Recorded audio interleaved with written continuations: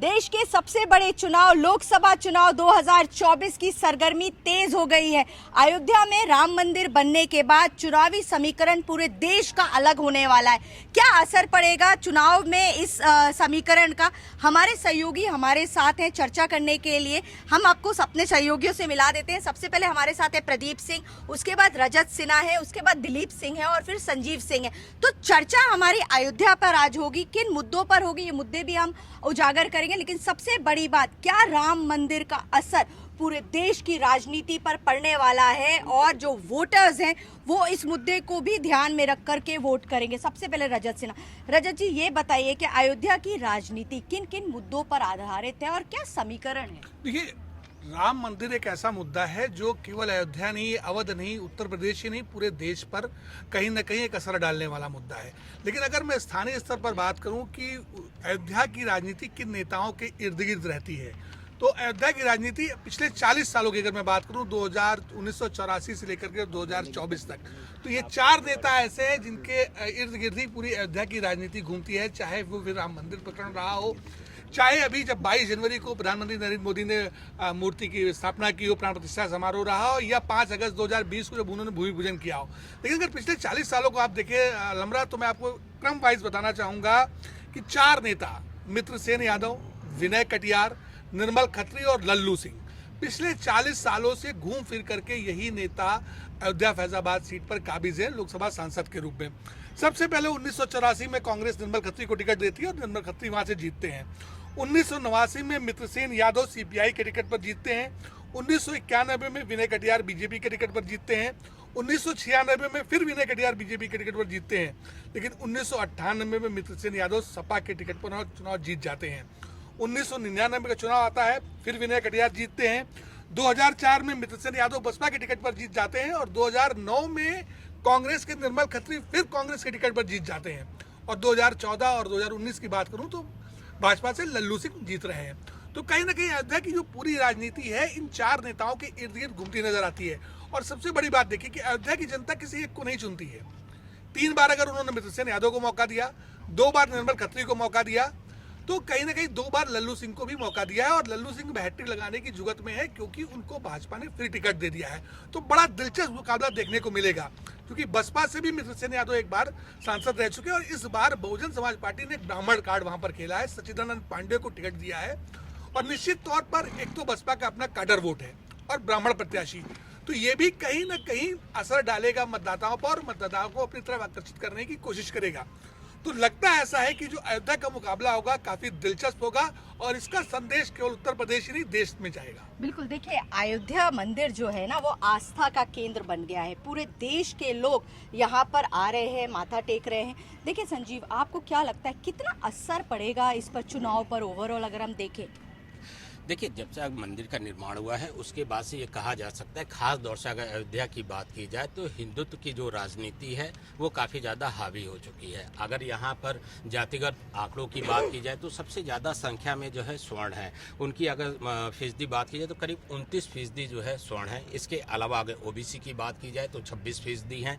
इसके अलावा अगर यादव की बात की जाए तो 13% हैं। मुस्लिम वोटरों की बात की जाए तो वो भी लगभग 13% यहाँ पर हैं।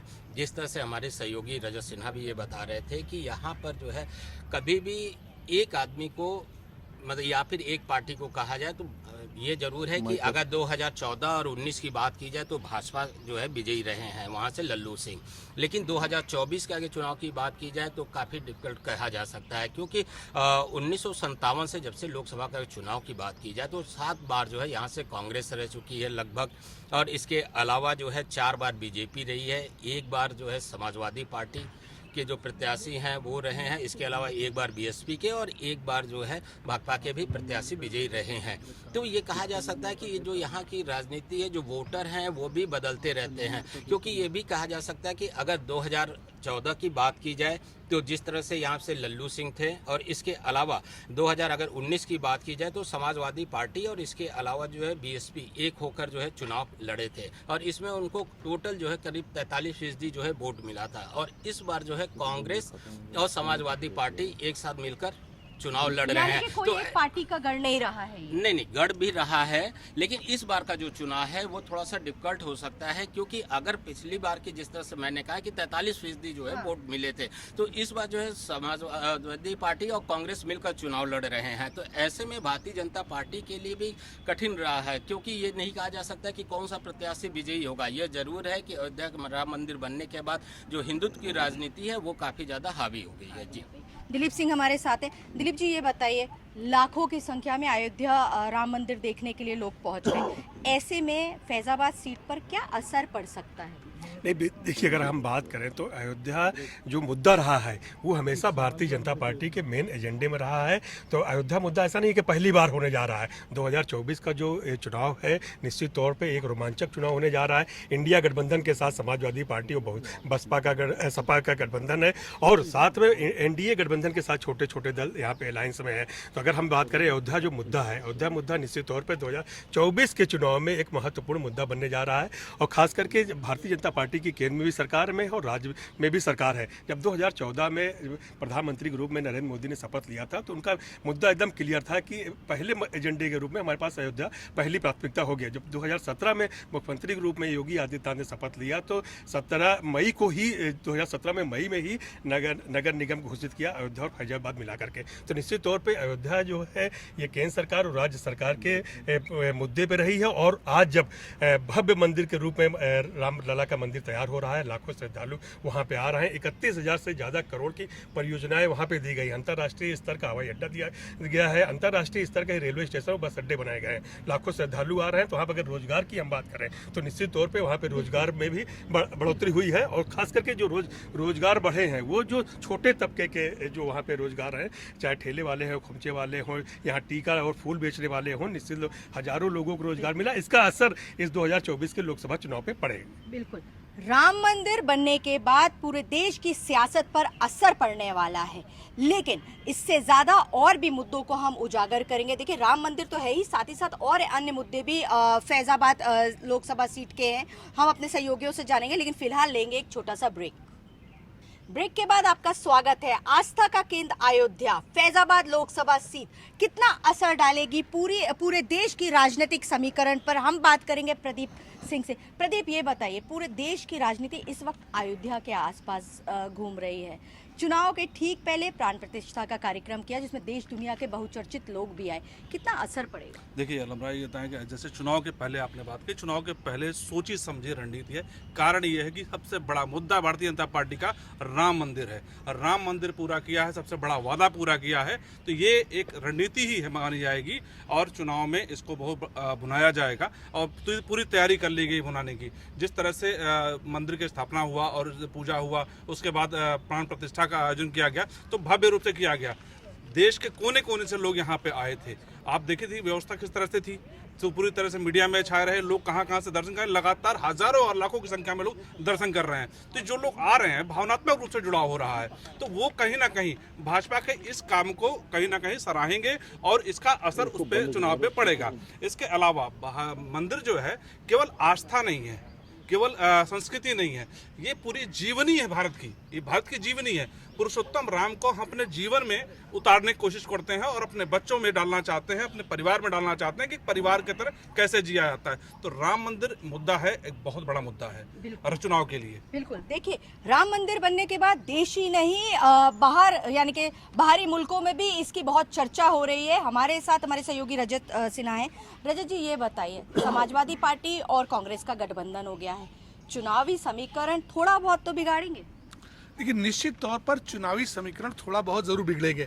मैं इसके पहले 2019 की अगर मैं बात करूं तो उस समय सपा और बसपा का गठबंधन था और 43% वोट इस गठबंधन ने पाए थे, लेकिन उसके बावजूद लल्लू सिंह की जीत हुई थी।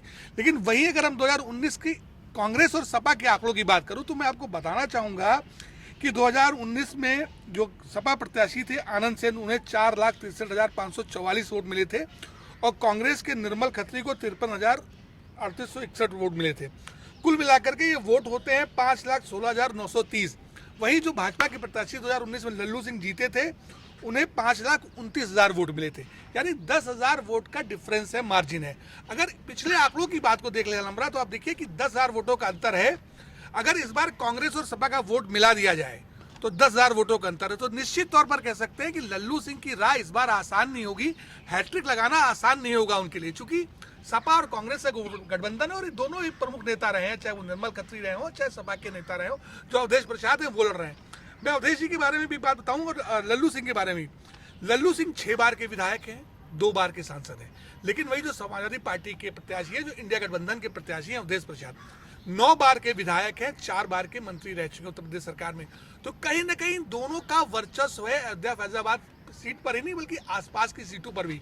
तो निश्चित तौर पर मुकाबला रोचक होने वाला है। लेकिन जैसे मैंने पहले कहा कि बसपा ने भी यहाँ पर तुरुप का इक्का उतारा है। सच्चिदानंद पांडे एक ब्राह्मण प्रत्याशी उतारा है, अच्छी खासी संख्या में सामान्य सवर्ण का वोट बैंक है वहां पर, और बसपा का काडर वोट जो है वो उसे मिलता है, ऐसा माना जाता है। तो कहीं ना कहीं ये कह सकते हैं कि चतुष्कोणीय मुकाबला होगा और बसपा का जो प्रत्याशी होगा वो किसी को जिताने या हराने की भूमिका में बहुत महत्वपूर्ण रोल अदा करेगा। बिल्कुल। संजीव, आप ये बताइए, आप अयोध्या कई बार आप जा चुके हैं, प्राण प्रतिष्ठा कार्यक्रम में भी आप वहाँ मौजूद थे। अगर हम वहाँ की जनता के बारे में जाने तो क्या जनता सोचती, क्योंकि आपने बात की होगी लोगों से। देखिए, जो जनता की आप बात कर रही हैं, तो सबसे पहले तो मैं आपको ये बताना चाहूँगा कि अगर अयोध्या लोकसभा सीट की हम लोग बात करते हैं तो वहाँ पर करीब 8.5 लाख पुरुष मतदाता हैं और लगभग 9 लाख महिला मतदाता हैं, यानी कि महिलाओं की संख्या सबसे ज़्यादा है। और दूसरी सबसे बड़ी चीज़ ये भी है कि जो विकास का मुद्दा होता है, रोज़गार का मुद्दा, जैसे कि हमारे सहयोगी भी बता रहे थे कि वहाँ पर अगर विकास की बात की जाए तो विकास की लहर है इस समय, बिल्कुल ये कहा जा सकता है। और यही कारण है कि जो जनता होती है उसको 2-3 चीज़ें चाहिए। एक तो मूलभूत जो चीज़ें हैं वो अगर उसको मिल रही है, रोजगार के अगर अवसर मिल रहे हैं तो सबसे बड़ी चीज़ होती है। और बनने के बाद रोजगार मिला, बिल्कुल मंदिर बनने के बाद लोगों को काफ़ी ज़्यादा वहाँ पे रोजगार मिला। अभी भी उस शहर को जो है डेवलप किया जा रहा है।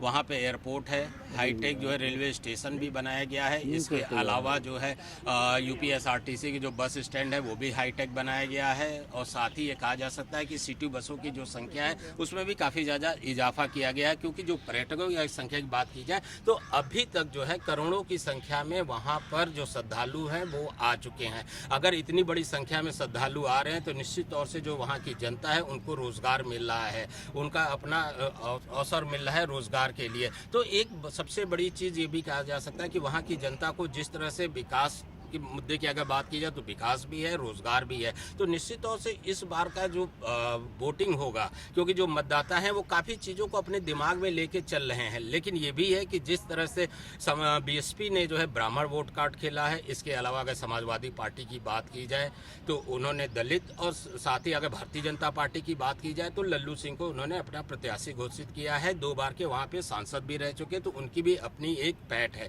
और वहाँ पे जिस तरह से मैंने आपको बताया भी, अगर स्वर्णों की संख्या की बात की जाए तो सबसे ज़्यादा 29% जो है वहाँ पर स्वर्ण है। इसके अलावा ओबीसी की अगर बात की जाए तो 26% है, और यादव की बात की जाए तो 13%, और मुस्लिम वोटरों की बात की जाए तो वो भी 13% हैं। तो ऐसे में जो है इस बार का जो चुनाव होगा, जो उनको अपना जो प्रत्याशी चुनना होगा, वो कहीं ना कहीं राह जो है किसी की भी आसान नहीं है। ये कहा जा सकता है काफ़ी ज़्यादा जो है इस बार जो भी प्रत्याशी हैं, चाहे वो समाजवादी पार्टी से हो, बहुजन समाज पार्टी से या फिर भारतीय जनता पार्टी को, उनको कुछ ज़्यादा ही प्रयास पिछले अगर लोकसभा चुनाव की बात की जाए तो उससे ज़्यादा करना पड़ेगा। क्योंकि अगर 2004 की बात करते हैं तो बीएसपी के प्रत्याशी जो है यहाँ से विजयी हुए थे। अगर 2009 की बात की जाए तो कांग्रेस के प्रत्याशी, और 2014 और 19 की बात की जाए लोकसभा सीट की बात तो भारतीय जनता पार्टी के। तो ऐसे में अब देखना ये होगा कि 2024 में जो वहाँ के मतदाता हैं वो किसको अपना जो है सांसद बनाते हैं। बिल्कुल, हमारे साथ दिलीप सिंह भी मौजूद है। देखिए, भव्य मंदिर बन गया, एयरपोर्ट भी वहाँ पे आ गया, बड़े बड़े होटल्स भी वहाँ पर आ रहे हैं। दिलीप जी, ये बताइए, एयरपोर्ट बन करके तैयार हुआ, बड़े बड़े होटल्स आ रहे हैं, सड़कें, अगर हम लखनऊ से अयोध्या फैजाबाद जाने की बात करते हैं तो वहाँ की सड़कों की बात आप बताइए। लेकिन वहाँ पे एक टाइम पे कांग्रेस का गढ़ था फैजाबाद, क्या कहेंगे? नहीं, बिल्कुल देखा जाए जिस तरह से हमारे सहयोगी ने बताया है कि वहाँ पे किसी एक दल का गढ़ नहीं रहा है। वहाँ पे 2014 और 2019 में 2 बार से लगातार भारतीय जनता पार्टी वहाँ पे जीतती आ रही है। अब 2024 का जो मतदान होना है, निश्चित तौर पर देखिए अयोध्या में विकास कार्य हुआ है, रोजगार के अवसर बढ़े हैं। केवल यही नहीं, जिस तरह से मुख्यमंत्री योगी आदित्यनाथ ने धार्मिक पर्यटन को बढ़ावा देने के लिए काम किया, उनका एक लक्ष्य था कि हम धार्मिक पर्यटन को बढ़ावा देंगे और उसमें काफ़ी लोगों को रोजगार भी मिलेगा। और यही कारण रहा है कि धार्मिक पर्यटन के ही तहत वहाँ पे अगर देखा जाए तो वायु मार्ग थल मार्ग, जल मार्ग सभी की व्यवस्थाएं की गई है। तमाम इंटरनेशनल और नेशनल लेवल के वहाँ पे होटल बन रहे हैं। तमाम तरह की विकास की कार्य की योजनाएं अभी भी चल रही हैं। खुद प्रधानमंत्री नरेंद्र मोदी जब अयोध्या आए थे तो उन्होंने कहा था कि देश का सबसे सुंदर अगर शहर हमको बनाना है तो अयोध्या बनेगा, और ये 2027 तक बन के तैयार हो जाएगा। तो निश्चित तौर पर देखिए, अयोध्या के विकास का मुद्दा एक जगह है, राम मंदिर का मुद्दा एक जगह है, लेकिन अगर हम वहाँ पे 2024 के चुनाव की अगर हम बात करें तो निश्चित तौर पर वहाँ पे 3 महत्वपूर्ण प्रत्याशी हैं। 2 बार के सांसद लल्लू सिंह वहाँ चुनाव मैदान में है, बसपा ने सच्चिदानंद पांडे को उतारा है। अवधेश प्रसाद वहाँ पे समाजवादी पार्टी के कद्दावर नेता रहे, कई बार मंत्री रहे, 3-4 विधानसभा सीटों पर उनकी मजबूत पकड़ है। निश्चित तौर पर देखिए, अयोध्या में जो मतदान के दिन जो है जो स्थिति बनने वाली है वो लड़ाई त्रिकोणीय होगी, और देखने वाली बात ये होगी कि वहाँ का मतदाता विकास की तरफ ध्यान देता है या जातीय समीकरण पर जाता है। ये तो जिस दिन मतगणना होगी उस दिन पता चलेगा। बिल्कुल, देखिए बहुत ही दिलचस्प बात बताई कि त्रिकोणीय मुकाबला होगा। ऐसे में एक तरफा नहीं है चुनाव, ये मतलब कहीं ना कहीं अवधेश सिंह के लिए बहुत टफ होने जा रहा है ये। लेकिन आप ये बताइए प्रदीप, आप अयोध्या इतनी बार गए हैं, इस बार का अगर हम समीकरण की बात करें, जनता क्या सोच रही है जनता के दिमाग में, क्योंकि ये खाली फैजाबाद अयोध्या की बात हम नहीं करें, हम पूरे देश की बात करें, क्या इसका असर पूरे देश के चुनाव पे पड़ेगा? बिल्कुल, मैंने कहा था थोड़ी देर पहले कहा कि पूरे देश में चर्चा है राम मंदिर, और राम मंदिर के ही चर्चे पे ही हम चुनाव की शुरुआत ही किए थे भारतीय जनता पार्टी की। और भारतीय जनता पार्टी सिर्फ चुनाव की बात करती है, सबसे पहले राम मुद्दा, फिर विकास की बात करती, फिर रोजगार की बात करती है। राम मंदिर का भी मुद्दा वो भूल नहीं सकती। और अयोध्या की बात करें तो लल्लू सिंह लगातार जमीनी नेता माने गए हैं और लगातार जीत बनाए हैं। लगातार जीत होने के कारण क्यों जीत हुआ? क्योंकि वो सबसे मिलते हैं, आसान मिलना, वो स्कूटर से भी चल लेते हैं, लोग पान की दुकान पे भी पान भी खान लेते हैं, चाय दुकान पे चाय पी लेते हैं, लोग साथ बैठे रहते हैं, घुले मिले रहते हैं। वो नेता नहीं है कि एसी गाड़ी से उतरेंगे, नहीं, ऐसा तो है नहीं। ऐसे नेता कहीं ना कहीं ज़मीन पे स्थित होते हैं। दूसरी बात, जो अयोध्या है, अयोध्या राम मंदिर वो मंदिर है जो मंदिर जब नहीं बना था तब भी वो आस्था का घर था, और आज भव्य मंदिर बन गया तब भी आस्था का घर है। और इसके अलावा राम हमारे जीवन में पूरी तरह से उतरे हुए हैं। भारत के हर जीवन में राम, सब आदमी चाहता कि मेरा बेटा राम हो, मैं राम बनूं, मेरा भाई लक्ष्मण हो, तो आस्था को बनाते हैं हम। उसके अलावा अगर देखा जाए तो वहाँ पे रोजगार बढ़ा है। इसके अलावा जो दीप जलाए जाते हैं, दीपावली की शुरुआत योगी जी ने किया है। दीपावली जो दीप जला के लाखों की संख्या दीप उत्सव किया जाता है, इसकी शुरुआत सरकार ने किया है। और उसके बाद कहीं ना कहीं अगर देखा जाए तो बीजेपी के लिए एक बड़ा मुद्दा है ये, और इसको भुनाने का पूरा प्रयास करेगी भारतीय जनता पार्टी, और इसका पूरा असर दिखाई देगा आपको पूरे देश में, वोट पे पड़ने वाला है। बीजेपी की राजनीति अयोध्या के इर्द गिर्द घूमती है, चाहे वो विधानसभा का चुनाव हो, चाहे वो लोकसभा का चुनाव हो। लेकिन इस बार का लोकसभा का चुनाव काफी दिलचस्प होने वाला है। राम मंदिर आस्था का केंद्र है, देश विदेश में इसकी चर्चा हो रही है। देखिए 84% यहाँ पर हिंदू वोटर है और 13% मुस्लिम वोटर है। ऐसे में पूरा राजनीतिक समीकरण क्या है ये हम जानेंगे अपने रिपोर्टर से। आप ये बताइए दिलीप सिंह कि अगर हम ओवरऑल बात करें, ओवरऑल राजनीतिक समीकरण की बात करें, अयोध्या का मुद्दा क्या इतना भारी होगा इस बार लोकसभा चुनाव में कि क्लीन विक्ट्री होगी? नहीं, देखिए, अगर हम पूरे उत्तर प्रदेश की हम बात करें तो 80 लोकसभा सीटों वाला ये प्रदेश है। 2014 में जब 71 सीटें यहाँ भारतीय जनता पार्टी ने जीती थी और 2 सीटें उनके गठबंधन संगठन ने जीती थी, गठबंधन ने जीता था, 73 सीटें कल हुई थी। तब राम मंदिर का मुद्दा बहुत हावी नहीं था, सिर्फ एक मोदी का एक चेहरा था, हर हर मोदी घर घर मोदी। 2019 में दोबारा फिर चुनाव आया, लोकसभा चुनाव का। लोकसभा चुनाव में भारतीय जनता पार्टी और उसके सहयोगी गठबंधन ने करीब 65 सीटें जीती उसमें। तो निश्चित तौर पर देखिए, जो 2014 के और 2019 और 2024 का जो ये 10 साल का कार्यकाल है प्रधानमंत्री नरेंद्र मोदी का, तो उन्होंने पूरे देश पे एक तरह से जो सनातन धर्म की बात की है। अगर हम बात करें, अगर उत्तर प्रदेश की हम बात करें, काशी विश्वनाथ कॉरिडोर की अगर हम बात करें, अयोध्या की बात करें, उसके बाद उत्तर प्रदेश के मुख्यमंत्री योगी आदित्यनाथ ने मिर्जापुर कॉरिडोर हो, विंध्याचल कॉरिडोर है, चित्रकूट धाम है, तमाम धार्मिक जो पर्यटन स्थल है उनको बढ़ाने का काम किया है। उनको लेकर पे एजेंडे पे काम भी कर रही है। तो अगर देखिए इस समय जो स्थिति है 2024 के लोकसभा चुनाव की अगर हम बात करें,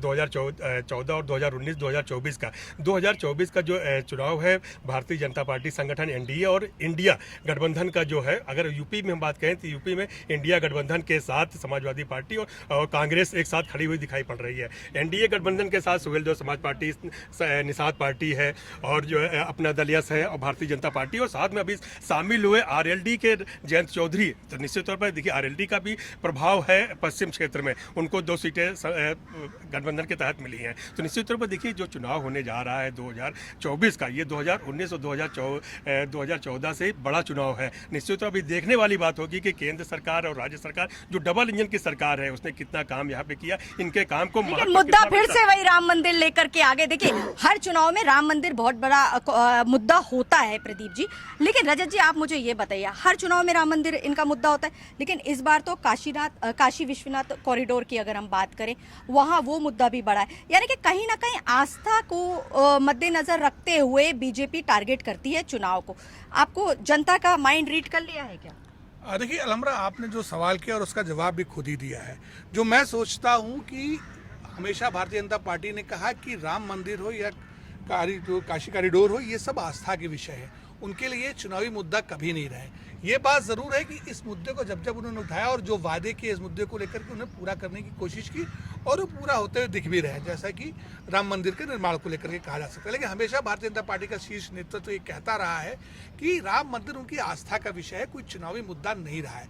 ये ज़रूर बात है कि इसका माइलेज उन्हें चुनाव में भी मिलता है, इसमें भी कोई दो राय नहीं है। लेकिन अगर आप ओवरऑल बात देखें कि किस तरीके से इस बार का चुनाव कैसे महत्वपूर्ण है, जैसा हमारे सहयोगी दिल्ली भी बता रहे हैं, लेकिन मैं उससे थोड़ा हटके कहना चाहूँगा, 10 साल का कार्यकाल प्रधानमंत्री नरेंद्र मोदी का हो चुका है। ठीक है। 10 साल में उन्होंने पूरे देश के लिए क्या किया है, अब भारतीय जनता पार्टी एनडीए ये लेकर के जनता के सामने जा रही है। हाँ। उत्तर प्रदेश के परिप्रेक्ष्य में अगर बात करूं तो योगी सरकार को भी 6-6.5 साल हो गए हैं। दूसरा टर्म योगी सरकार का भी है। उन्होंने 6.5 साल में क्या किया उत्तर प्रदेश की जनता के लिए? तो जो डबल इंजन सरकार की बात कही जाती है, इस बार का चुनाव डबल इंजन सरकार के कामों पे होने जा रहा है।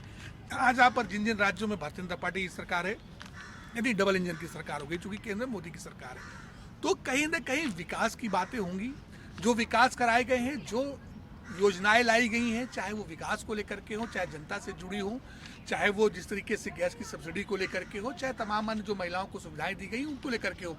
और भारतीय जनता पार्टी की अगर मैं रणनीति की बात करूं तो कहीं ना कहीं उनकी कोशिश भी यही है कि निचले स्तर तक अलमरा ये बात जा पाए कि मोदी सरकार ने पिछले 10 साल में क्या किया है और योगी सरकार ने, खासतौर पर मैं अगर उत्तर प्रदेश के परिप्रेक्ष्य में कह रहा हूँ कि योगी सरकार ने क्या किया है, तो जनता कहीं ना कहीं इसे भी देखेगी। हो सकता है कि राम मंदिर एक आस्था का विषय है, वो हमेशा रहेगा, लोगों की आस्था का विषय है, था और रहेगा भी, लेकिन ये भी परखेगी जनता। और जैसा कि लगातार इस डबल इंजन सरकार की कोशिश है कि उनके किए हुए काम लोगों तक पहुंचे, लोग उनको जान सके, उसी आधार पर वो वोट मांगेंगे। बिल्कुल। देखिए अगर हम यूथ की बात करें, नौजवानों की बात करें, तो पेपर लीक मामला उत्तर प्रदेश में पेपर लीक हुआ, राजस्थान में पेपर लीक हुआ, कहीं ना कहीं आप देखिए उनका करियर के साथ खिलवाड़ हो रहा है। तो ये बड़ा मुद्दा नहीं है? बिल्कुल मुद्दा है। ये मुद्दे विपक्ष के पास बहुत है, लेकिन विपक्ष मजबूत नहीं है। विपक्ष आपस में लड़ रही है। कांग्रेस अपने मुद्दे रख रही है, सपा अपने मुद्दे रख रही है, ममता अलग में मुद्दा रख रही हैं। वहीं बिहार में देख रही हैं आप, सरकार बदल गई, अचानक तोड़फोड़ हो गया। इस तरह अगर देखा जाए तो विपक्ष कमज़ोर है। विपक्ष के पास मुद्दे हैं, महंगाई है, पेपर लीक है, इसके अलावा उनके पास कई मुद्दे ऐसे पड़ जाते हैं, लेकिन विपक्ष मुद्दा उठा ही नहीं पा रही, वो आपस में ही लड़ रही है। विपक्ष में कोई चेहरा नहीं है, प्रधानमंत्री का कोई चेहरा नहीं दिखाई दे रहा है। इधर आप देखिए सरकार के पास एक चेहरा है, बड़ा चेहरा है, नरेंद्र मोदी का एक बड़ा चेहरा है, उसके बराबर में कोई चेहरा खड़ा नहीं होता। बिल्कुल। इंडिया गठबंधन में नीतीश कुमार थे, लेकिन नीतीश कुमार ने दगा दे दी।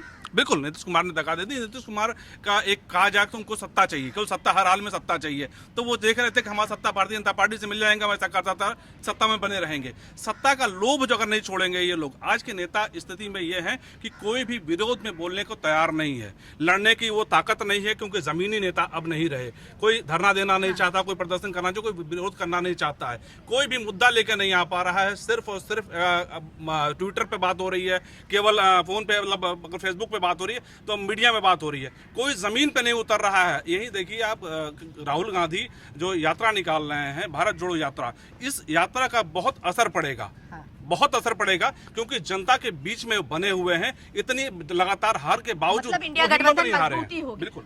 ईडी यानी कि अब विपक्ष जो है वो घेर रहा है बीजेपी को ईडी को लेकर के। केजरीवाल जो कि दिल्ली के मुख्यमंत्री हैं, उनको ईडी ने गिरफ्तार कर लिया। ये क्या ये बड़ा मुद्दा नहीं है? बिल्कुल। अब विपक्ष का लगातार जो है ये कह रही है कि जो वर्तमान सरकार है वो ईडी यानी कि प्रवर्तन निदेशालय, सीबीआई, उसका जो है वो मिसयूज़ कर रहे हैं। और उनका ये भी कहना है कि अगर हम सत्ता में आएंगे तो हम भी उसका मिसयूज़ कर सकते हैं। लेकिन ये भी एक सबसे बड़ी चीज़ है कि अगर किसी ने गलत काम किया है तो निश्चित तौर से उसको उसकी सज़ा मिलनी चाहिए। ये आज के नहीं है, क्योंकि बट ये विपक्ष कहा- तो ये आरोप लगा रहा है ना संजीव के ये ईडी को अपनी मशीनरी के तौर पे इस्तेमाल करें। ईडी एक बीजेपी का ही पार्ट है। देखिए, विपक्ष जरूर कह रही है, लेकिन जो सरकार है वो नहीं कह रही है। उसका तो साफ कहना है कि जो भी अगर इस तरह के काम करेंगे उनके खिलाफ कठोर कार्रवाई की जाएगी। फिर वो चाहे कोई भी हो, कोई भी नेता हो, मुख्यमंत्री हो या फिर कैबिनेट मंत्री, कोई भी हो, उनके खिलाफ कार्रवाई की जाएगी। ऐसा नहीं है कि सिर्फ जो है मंत्रियों के खिलाफ ही या मुख्यमंत्री के खिलाफ ही कार्रवाई की जा रही है, अधिकारियों के खिलाफ भी कार्रवाई की जा रही है। आप रोज पेपर में भी पढ़ रहे होंगे कि जो विभाग हैं, चाहे वो सीबीआई हो, ईडी हो या फिर अन्य हो, वो जो है लगातार इस तरह की कार्रवाई कर रहे हैं और एक के बाद एक गिरफ्तारी भी कर रहे हैं। तो विपक्ष का ये कहना है कि सिर्फ जो है ईडी या फिर सीबीआई का दुरुपयोग करें, ऐसा नहीं है। अगर आप गलत काम करेंगे तो उसकी सजा आपको बिल्कुल। मिलेगी। उत्तर प्रदेश में 80 सीटें, बिहार में 40 सीटें, दिल्ली में 7 सीटें। लोकसभा चुनाव में राम मंदिर का असर कितना पड़ेगा, चुनाव पर कितना वोट राम मंदिर के नाम पर पड़ जाएगा एनडीए को, ये तो आने वाला वक्त ही बताएगा। फिलहाल मैं अलहमरा खान अपने सहयोगी रजत सिन्हा, दिलीप सिंह, संजीव सिंह, प्रदीप सिंह और कैमरामैन तिथानकर गुहा के साथ।